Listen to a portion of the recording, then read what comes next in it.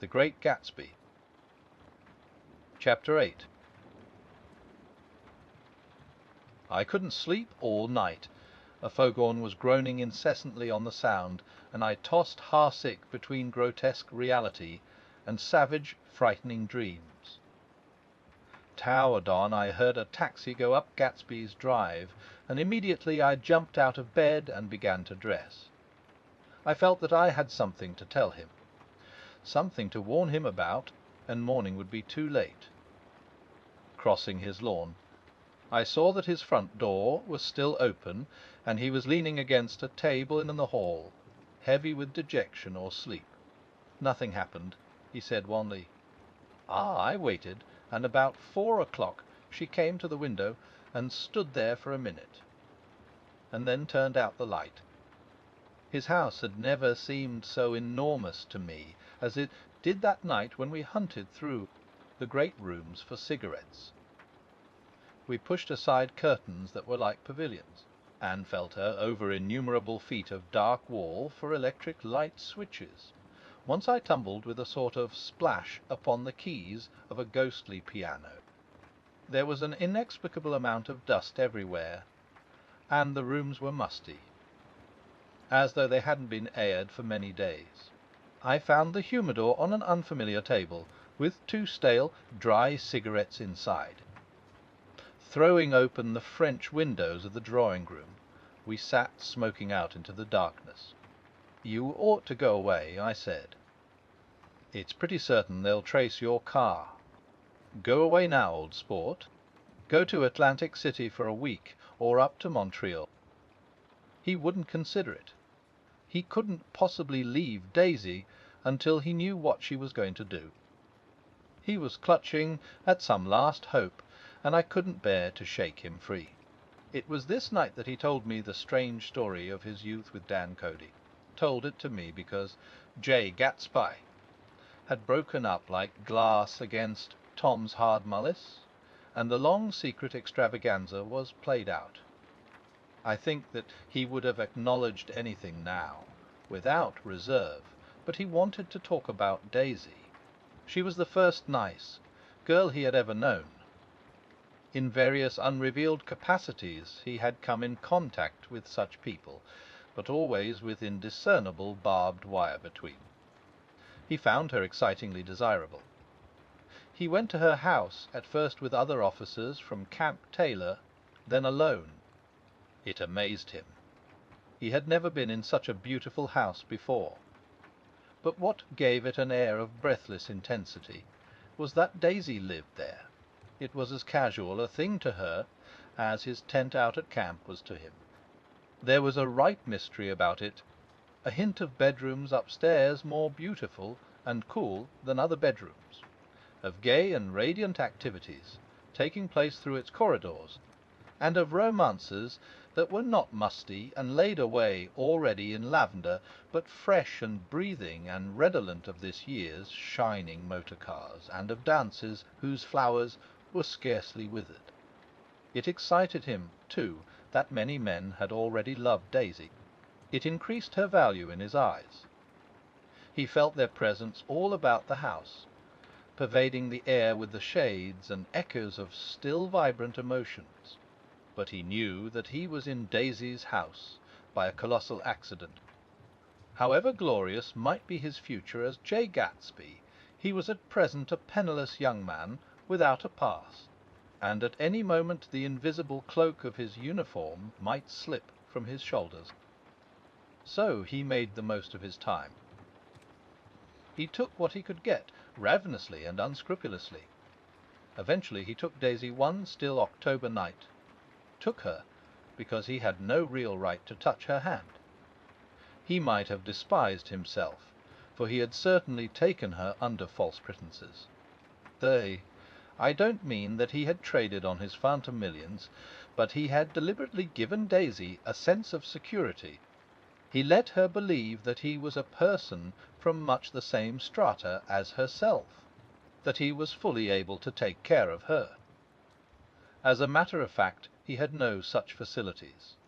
He had no comfortable family standing behind him. and he was liable at the whim of an impersonal government to be blown anywhere about the world. But he didn't despise himself, and it didn't turn out as he had imagined. He had intended, probably, to take what he could and go. But now he found that he had committed himself to the following of a Grail. He knew that Daisy was extraordinary, but he didn't realize just how extraordinary a nice girl could be. She vanished into her rich house, into her rich, full life, leaving Gatsby. Nothing. He felt married to her, that was all. When they met again 2 days later, it was Gatsby who was breathless, who was, somehow, betrayed. Her porch was bright with the bought luxury of starshine. The wicker of the settee squeaked fashionably as she turned toward him, and he kissed her curious and lovely mouth. She had caught a cold, and it made her voice huskier and more charming than ever, and Gatsby was overwhelmingly aware of the youth and mystery that wealth imprisons and preserves, of the freshness of many clothes, and of Daisy, gleaming like silver, safe and proud above the hot struggles of the poor. I can't describe to you how surprised I was to find out I loved her, old sport. I even hoped for a while that she'd throw me over, but she didn't, because she was in love with me too. She thought I knew a lot, because I knew different things from her HUD well. There I was, way off my ambitions, getting deeper in love every minute, and all of a sudden I didn't care. What was the use of doing great things if I could have a better time telling her what I was going to do? On the last afternoon before he went abroad, he sat with Daisy in his arms for a long, silent time. It was a cold fall day, with fire in the room, and her cheeks flushed. Now and then she moved, and he changed his arm a little, and once he kissed her dark, shining hair. The afternoon had made them tranquil for a while, as if to give them a deep memory for the long parting the next day promised.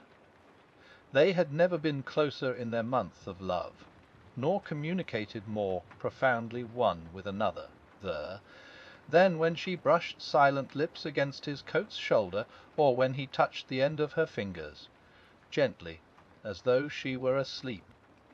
He did extraordinarily well in the war. He was a captain before he went to the front, and following the Argonne battles he got his majority and the command of the divisional machine-guns. After the armistice he tried frantically to get home, but some complication or misunderstanding sent him to Oxford instead. He was worried now. There was a quality of nervous despair in Daisy's letters. She didn't see why he couldn't come. That she was feeling the pressure of the world outside, and she wanted to see him and feel his presence beside her, and be reassured that she was doing the right thing after all. For Daisy was young, and her artificial world was redolent of orchids and pleasant, cheerful snobbery and orchestras which set the rhythm of the year, summing up the sadness and suggestiveness of life in new tunes.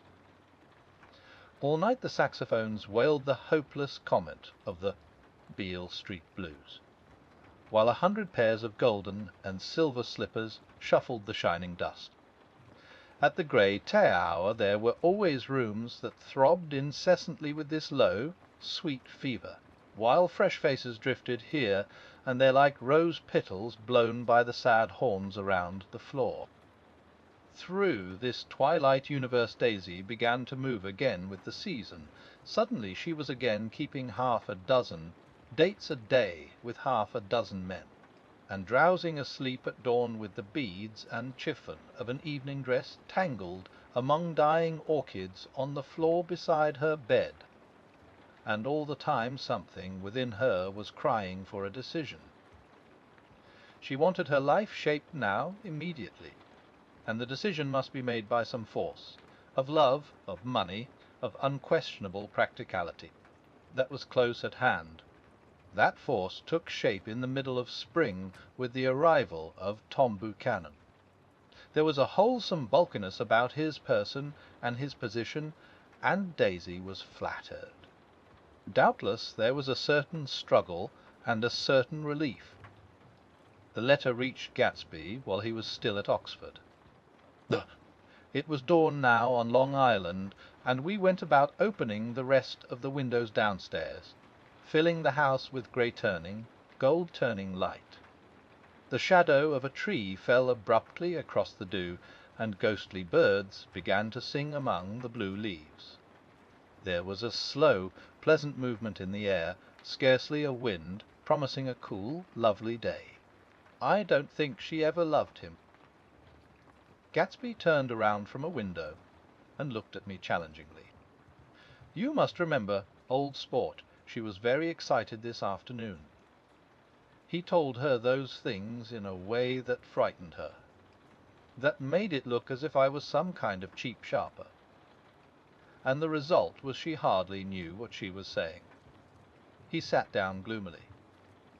Of course she might have loved him just for a minute when they were first married, and loved me more even then, do you see? Suddenly he came out with a curious remark. In any case, he said, it was just personal. What could you make of that, except to suspect some intensity in his conception of the affair that couldn't be measured? He came back from France when Tom and Daisy were still on their wedding trip, and made a miserable but irresistible journey to Louisville on the last of his army pay.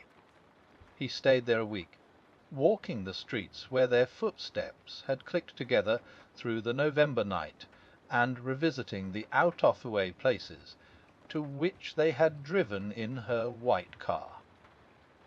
Just as Daisy's house had always seemed to him more mysterious and gay than other houses, so his idea of the city itself, even though she was gone from it, was pervaded with a melancholy beauty. He left feeling that, if he had searched harder, he might have found her, that he was leaving her behind. The day-coach, he was penniless now, was hot. He went out to the open vestibule and sat down on a folding chair, and the station slid away, and the backs of unfamiliar buildings moved by. Then out into the spring fields, where a yellow trolley raced them for a minute with people in it who might once have seen the pale magic of her face along the casual street. The track curved, and now it was going away from the sun, which, as it sank lower, seemed to spread itself in benediction over the vanishing city, where she had drawn her breath. He stretched out his hand desperately, as if to snatch only a wisp of air, to save a fragment of the spot that she had made lovely for him. But it was all going by too fast now for his blurred eyes, and he knew that he had lost that part of it, the freshest and the best, forever. It was 9 o'clock when we finished breakfast and went out on the porch. The night had made a sharp difference in the weather, and there was an autumn flavour in the air. The gardener, the last one of Gatsby's former servants, came to the foot of the steps. "I'm going to drain the pool today, Mr. Gatsby. Leaves'll start falling pretty soon, and then there's always trouble with the pipes." "Don't do it today," Gatsby answered. He turned to me apologetically. Old sport, I've never used that pool all summer." I looked at my watch and stood up. 12 minutes to my train. I didn't want to go to the city. I wasn't worth a decent stroke of work. But it was more than that. I didn't want to leave Gatsby. I missed that train, and then another, before I could get myself away. "I'll call you up," I said finally. "Do, old sport, Todd. I'll call you about noon." We walked slowly down the steps. "I suppose Daisy'll call too." He looked at me anxiously, as if he hoped I'd corroborate this. "I suppose so. Well, good-bye." We shook hands, and I started away. Just before I reached the hedge I remembered something, and turned around. They're a rotten crowd. I shouted across the lawn. You're worth the whole damn bunch put together. I've always been glad I said that.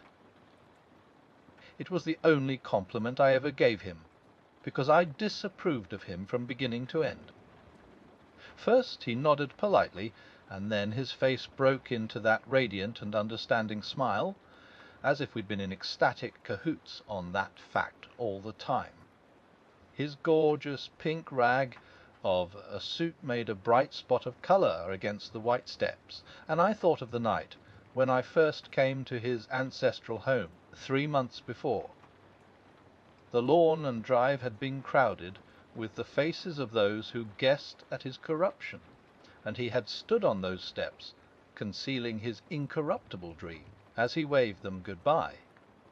I thanked him for his hospitality.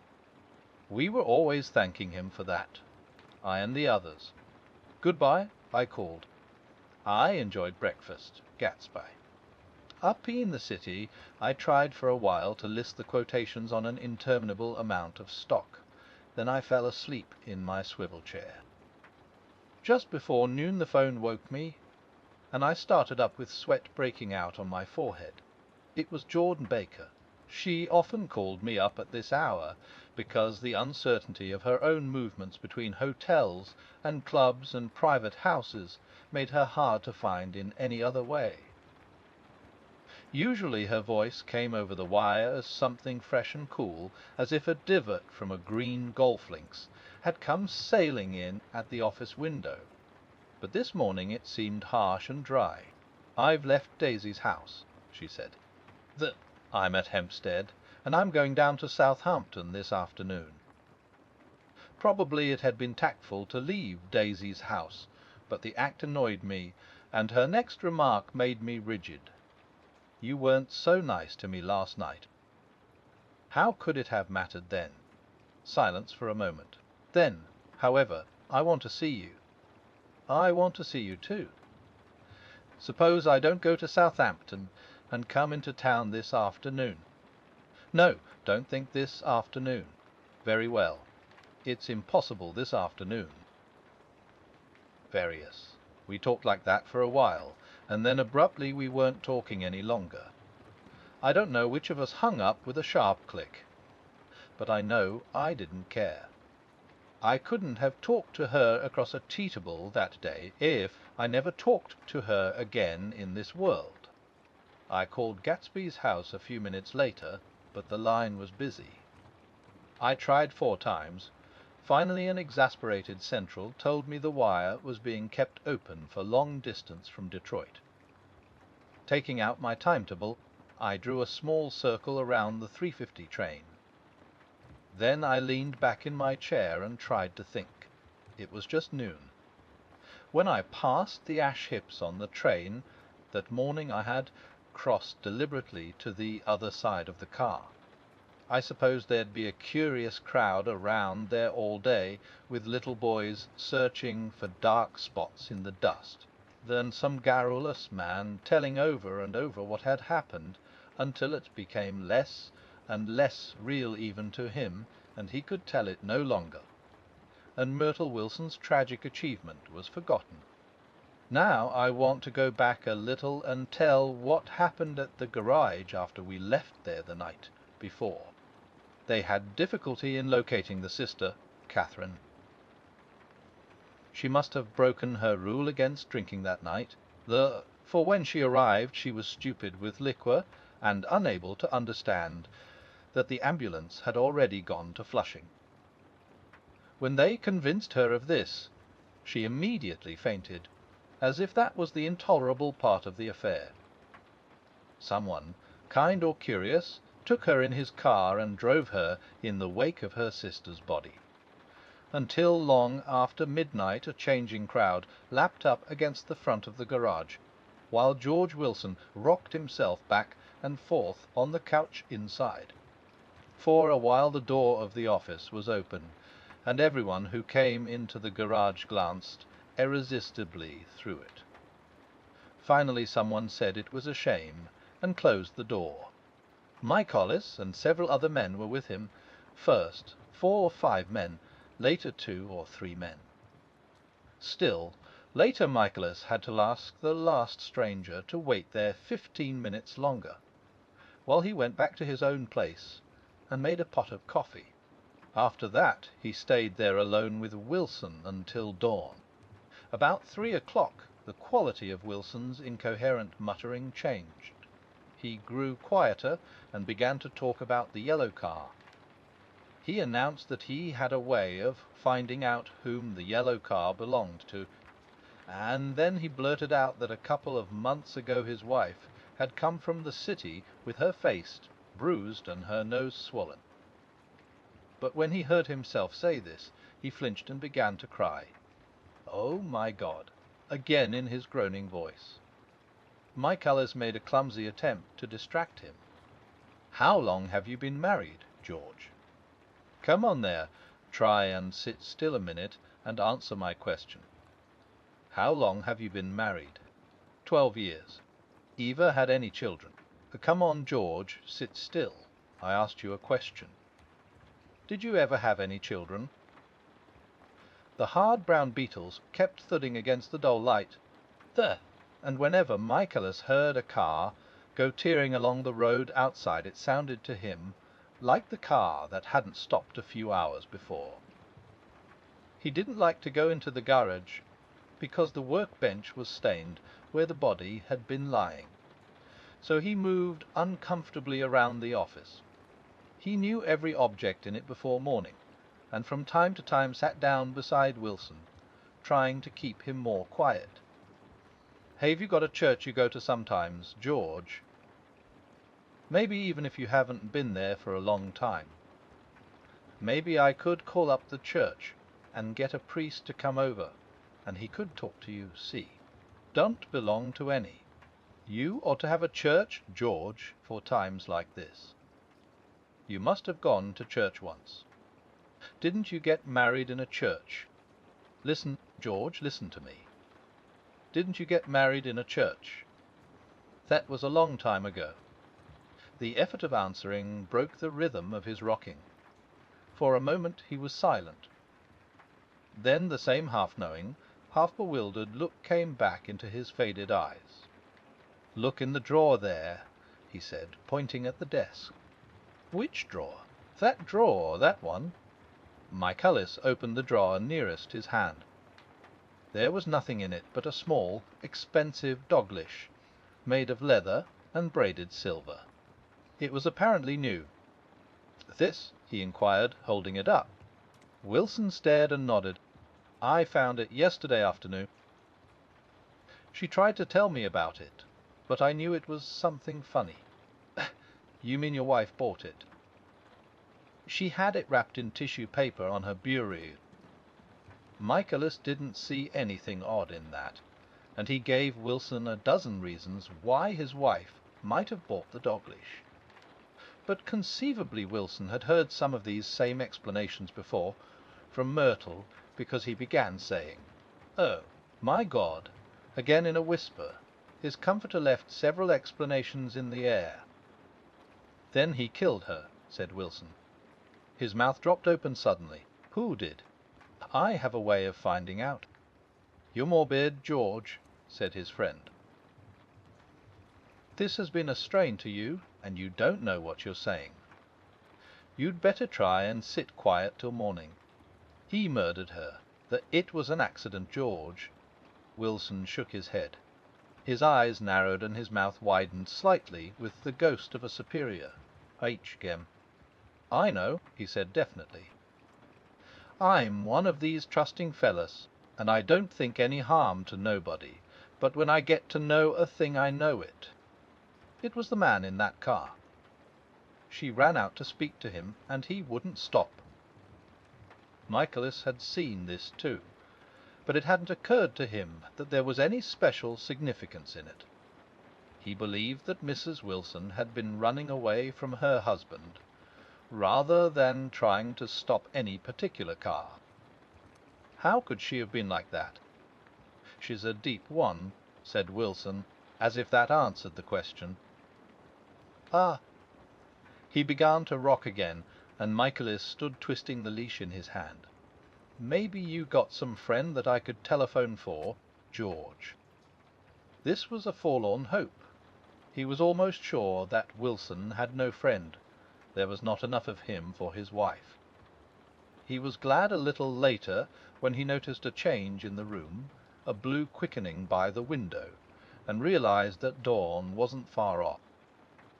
About 5 o'clock it was blue enough outside to snap off the light. Wilson's glazed eyes turned out to the ash heaps, where small grey clouds took on fantastic shapes and scurried here and there in the faint dawn wind. "I spoke to her," he muttered after a long silence. "I told her she might fool me, but she couldn't fool God." I took her to the window. With an effort he got up and walked to the rear window and leaned with his face pressed against it. "And I said, God knows what you've been doing. Everything you've been doing. You may fool me, but you can't fool God." Standing behind him, my Collis saw with a shock that he was looking at the eyes of Dr. T. J. Eckleburg, which had just emerged, pale and enormous, from the dissolving night. "God sees everything," repeated Wilson. "That's an advertisement," Michaelis assured him. Something made him turn away from the window and look back into the room.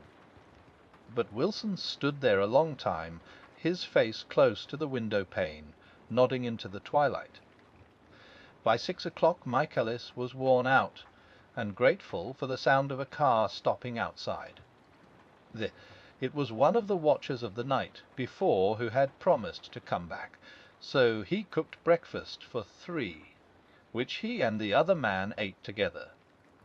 Wilson was quieter now, and Michaelis went home to sleep. When he awoke 4 hours later and hurried back to the garage, Wilson was gone.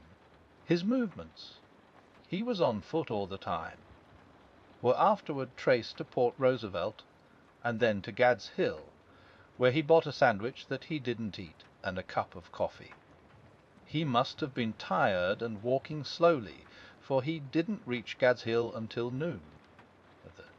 Thus far there was no difficulty in accounting for his time.